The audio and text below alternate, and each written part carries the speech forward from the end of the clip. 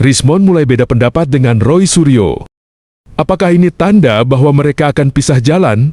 Seperti halnya Egy Sujana dan Damai Harilubis yang lebih dulu berpisah dengan 6 rekannya?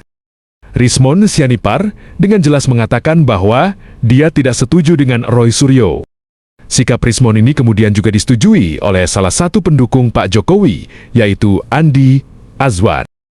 Rismond Sianipar dan Roy Suryo beda pendapat soal apa dan apakah ini berpotensi membuat mereka pisah jalan alias berjuang sendiri-sendiri? Kita akan simak di video berikut ini. Namun sebelumnya, mohon dukungan like dan subscribe untuk perkembangan channel ini. Baiklah, bila sudah, maka saya ucapkan banyak terima kasih dan mari kita ikuti video berikut ini. Kenapa Dian Sandi dan Andi Azwan harus jadi tersangka? Iya Bang, saya punya pemikiran lain ya tentang hal itu. Terkait dengan Bang Dian Sandi ya, kalau menurut Pak Roy Suryo layak dijadikan tersangka, saya punya pemikiran lain ya, karena apa yang diupload oleh Bang Dian Sandi Utama itu kan menurut setelah bertemu dengan Pak Joko Widodo itu adalah memang ijazah yang ada atau yang sama dengan apa yang ada di tangan Pak Jokowi, begitu loh. Jadi menurut saya tidak terlalu satu pemikiran dalam hal ini dengan Pak Roy Suryo mengenai penersangkaan tersebut, begitu. Terkait dengan pasal 2 dan pasal 35, karena memang menurut keputusan KIP kan ijazah Pak Jokowi sebagai pejabat publik dalam hal ini presiden itu kan merupakan sudah dokumen terbuka, dokumen publik, dan publik berhak menganalisa, memproses informasi yang di dalamnya dan mengambil kesimpulan sepanjang itu dilakukan secara bertanggung jawab, begitu Bang. Oke, jadi kalau Dian Sandi Anda punya pandangan yang berbeda. Bagaimana dengan Andi Azwan, Mas Bang Rismond? Apakah berbeda juga pandangan Anda atau sama saja dengan Mas Roy? Nah, berkaitan dengan kasus Bang Andi Azwan itu sudah pernah kami laporkan, Benny Parapat dan lainnya itu sudah pernah dilaporkan, tetapi penyidik menolak ya karena alasan legal standing menurut penyidik. Jadi alasan penolakan pelaporan tersebut, kebetulan saat itu saya ikut mendampingi, begitu, itu alasannya. Tetapi ya, apapun itu alasan penyidik ya patut kita apresiasi gitu, karena alasan legal standing. Tetapi yang menjadi fokus saya di sini adalah saya tidak setuju jika Bang Dian Sandi itu menjadi justru tersangka 32 dan 35 sama seperti kami. Seharusnya tidak ada satupun yang dijadikan tersangka untuk itu. Kalau apa yang diupload oleh Bang Dian Sandi Utama itu adalah sama dengan seperti pengakuannya setelah bertemu dengan Pak Jokowi, sama dengan ijazahnya Pak Jokowi, maka tidak ada alasan untuk menersangkakan Bang Dian Sandi ya.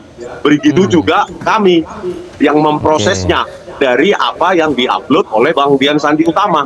Itu kan kami proses dengan metodologi, algoritma, bahkan secara terbuka. Hasilnya juga diterangkan secara terbuka. Dan itulah merupakan diskursus publik yang mencerdaskan justru, sepanjang itu dilakukan tidak dengan niat jahat atau mens rea. Oke, Bang Rismond, nanti kita akan berdalam lagi soal itu ya. Saya ingin ke Bang Andi terlebih dahulu. Bang Andi, Anda dilaporkan Roy Suryo CS sejak 4 Desember 2025 lalu. Nah, kemarin juga kembali disinggung Bang Andi soal dugaan manipulasi dokumen elektronik berupa scan ijazah Jokowi yang katanya palsu. Menurut Anda ini upaya apa, Bang Andi? Ya, kalau kita melihat ya, saya setujulah apa yang dikatakan Bang Rismond ini. Gitu. Ya, biar bagaimanapun juga kan ijazah yang dikatakan ijazah yang ditampilkan Dian Sandi itu maupun saya itu kan sama dengan yang asli ya, yang Pak Jokowi pegang dan itu yang ada di Polda Metro Jaya. Gitu. Ya, biar bagaimanapun kita kembali kalau apa yang dikatakan Saudara Roy Suryo itu bahwa ijazah asli yang dibilang Pak Jokowi itu ditampilkan itu dibilang ijazah palsu 99,9%, sedangkan dia tidak mempunyai namanya ijazah pembanding dan semuanya itu berawal dari scan ijazah yang ditampilkan oleh Dian Sandi. Nah, itu yang dia katakan 99,9% palsu. Karena dia pun tidak mempunyai mana ijazah pembanding teman-temannya Pak Jokowi itu. Itu kan permasalahan juga. Ya, yang menurut saya itu suatu hal yang mengada-ngada ya. Ibaratnya nih orang mau tenggelam, semua yang ada di sekelilingnya akan dia tarik untuk bersama-sama tenggelam gitu. Ini kan suatu apa ya namanya suatu hal yang menurut saya itu suatu yang dibuat-buat untuk itu. Tapi yang jelas ya, saya agak surprise juga nih dengan Bang Rismon. Ini luar biasa ini apa katakanlah apa komentar malam ini saya sangat setuju untuk saat ini. Kalau itu tidak perlu ada yang namanya untuk dikatakanlah saling lapor atau melapor untuk masalah itu ya. Tapi yang jelas kalau masalah-masalah yang lain itu kan sudah diserahkan semua kepada penyidik. Penyidik lah yang menentukan dan proses-prosesnya kan sudah berjalan secara hukum untuk itu. Oke. Tapi kalau saya katakan kepada tadi, penyidik yang sekarang kalau sedang menyidiknya, Bang Andi. Tapi saya ingin bertanya soal status ya. Kalau kemarin kan dipermasalahkan kubu Mas Roy Suryo CS bahwa mereka ini adalah peneliti, jadi sebenarnya tidak layak untuk dijerat dengan pasal hukum yang dituduhkan. Sementara Bang Andi Aswan ini kan bukan peneliti. Bagaimana Anda melihat soal itu jika argumennya seperti itu, Bang Andi? Dian Sandi maksud kami. Dian Sandi bukan peneliti. Dian Sandi. Kalau kita melihat bahwasannya klaim yang dikatakan oleh itu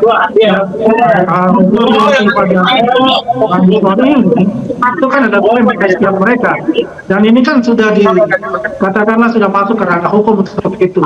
Penilaian kita secara subjektif itu tidak bisa kita katakan lagi karena itu sudah masuk ke ranah hukum, dan kita lihat saja seperti apa ya. Kalaupun itu nanti bertarung di pengadilan, yang kita buktikan secara bersama-sama evidence ya, ataupun juga saksi ahli dan saksi-saksi yang masing-masing pihak ini bisa mendukung untuk itu ya. Jadi kalau kita melihat itu adalah ya sudah, kita lihat, kita bertemu aja nanti di pengadilan. Oke, baik. Ini sebenarnya sejak awal ya, Bang Rismon, Bang Andi, kita sudah beberapa bulan yang lalu sebenarnya mengikuti saja proses pengadilan, tapi kenyataannya nih masih bergulir sampai sekarang dan ada residu-residu yang ditimbulkan sejak kasus ini bergulir sejak awal. Nah, Bang Rismon, Bang Andi juga melaporkan Anda soal tuduhan ijazah palsu S2 dan S3 Yamaguchi di Jepang yang dianggap tidak sah.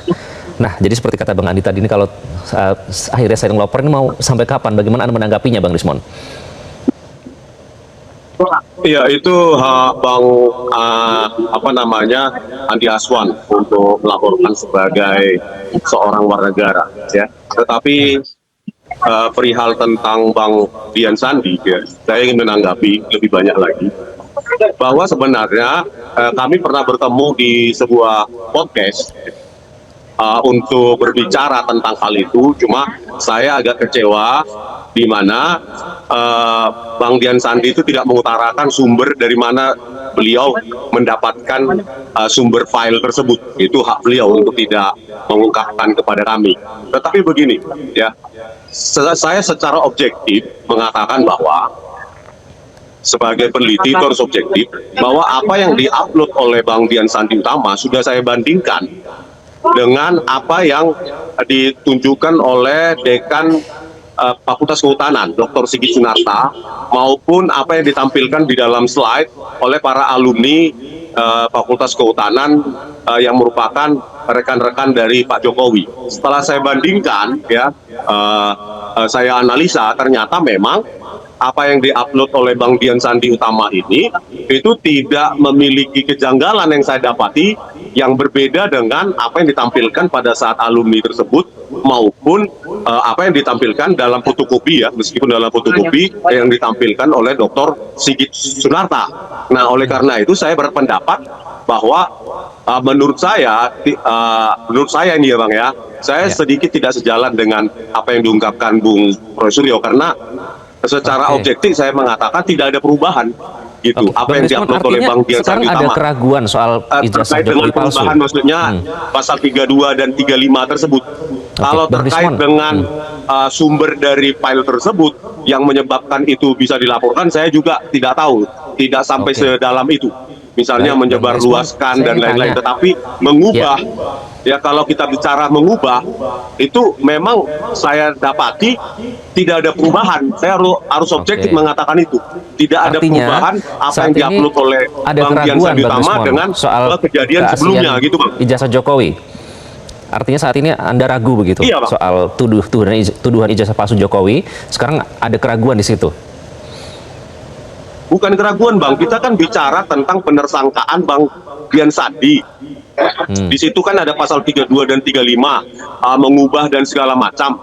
Nah, kalau saya objektif mengatakan tidak ada perubahan saya temukan apa yang diupload oleh Bang Dian Sandi Utama dengan dua kejadian sebelumnya yang ditampilkan oleh Dr. Sigit Sunata maupun yang ditampilkan di dalam bentuk slide besar itu di stasiun sebuah stasiun TV juga saya analisa frame demi frame itu tidak ada perubahan. Jadi kalau alasan penersangkaan karena perubahan saya tidak setuju. Tetapi kalau karena file sumber saya tidak tahu, Bang, apakah itu bisa dikenakan penersangkaan 32 dan 35 gitu aja, Bang. Baik, Bang Rismon, tapi Anda masih sependapat tidak yang dikatakan Bang Roy Suryo bahwa ijazah Jokowi itu 99% palsu? Ya itu kan berdasarkan metodologi Pak Roy Suryo. Saya juga hal yang sama, kan? Nah, terakhir juga kita temui dari salinan ijazah untuk dipakai dalam pencalonan wali kota 2005-2010 itu kita temui identik dalam posisi stempel Universitas Gadjah Mada maupun tanda tangan, ya posisinya baik translasi maupun rotasi itu tidak ada variasi sama sekali, ya. Di samping tidak ada tanggal. Nah, kami temukan setelah kami analisa terbaru bahwa salinan ijazah yang terlegalisir itu identik untuk 2 kali penggunaan. Baik, Bang Rismon, saya harus 2005 maupun 2010. Masalah legalitas itu sah atau tidak, nah itu yang perlu kita tanyakan kepada KPUD Surakarta maupun KPU Pusat. Itu, Bang. Baik, Bang Rismon, saya harus ke Bang Andi dulu. Nah, ini nanti soal laporan Bang Rismon ini akan seperti apa ke depannya? Apakah terus akan dilanjutkan? Karena ini kan seperti semakin keruh ya. Kenapa tidak fokus saja di kasus ijazah, Bang Andi? Bukankah Pak Jokowi sudah bilang siap mengadu bukti di persidangan, Bang Andi? Ya, baik, Bang. Tadi kita dari jam 11 sampai jam 4 kita memang sudah di BAP ya, untuk masalah ijazah kedua dan ketiga yang bagus sih sudah Rismon, ya Bang Rismon ini, dan kita sudah di BAP dan sudah selesai dari jam 4 sore. Dan memang ini yang harus tetap berlanjut, jadi harus memberikan suatu pembelajaran juga kepada publik ini. Semuanya harus terang benderang gitu, siapapun itu gitu, ya. Semua harus terang benderang, ya. Ada suatu keraguan misalnya dalam seseorang terhadap ijazahnya atau apa, ya memang kita harus buktikan gitu. Baik. Dan itu pun sudah berjalan, dan kita sudah lakukan itu, tinggal adalah pemeriksaan untuk saksi-saksi minggu depan. Baik, Bang Andi. Minggu depan nanti kita nantikan perkembangannya, jadi proses ini akan dilanjutkan ya. Ya, itulah perbedaan sikap dan pendapat antara Rismon Sianipar dan Roy Suryo soal scan ijazah Pak Jokowi yang diupload oleh Sandi dan Andi Azwan. Terlihat bahwa Rismon mulai sedikit objektif terhadap hasil uploadan Dian Sandi dan Andi Azwan jika dibandingkan dengan Roy Suryo. Apakah hal ini karena Rismon sudah sangat terjepit? Posisinya karena dia pun sedang dilaporkan oleh pendukung Pak Jokowi soal dugaan ijazah palsu dari Universitas Yamaguchi, Jepang? Ataukah Rismon mulai objektif terhadap hasil penelitiannya dari sudut pandang digital forensik? Sementara Roy Suryo dari sudut pandang yang berbeda, yaitu telematika, dan berkesimpulan bahwa ada perbedaan antara dokumen yang diupload Dian Sandi dan Andi Azwan dengan dokumen analog yang ditunjukkan pada saat gelar perkara khusus di Polda Metro Jaya. Menarik untuk menantikan kelanjutan kasus ini. Bila sahabat memiliki opini terkait berita yang barusan, saya ketengahkan, silakan menyampaikan di kolom komentar. Baiklah, saya sudahi video pada hari ini. Terima kasih atas atensinya dan sampai berjumpa kembali di video yang akan datang.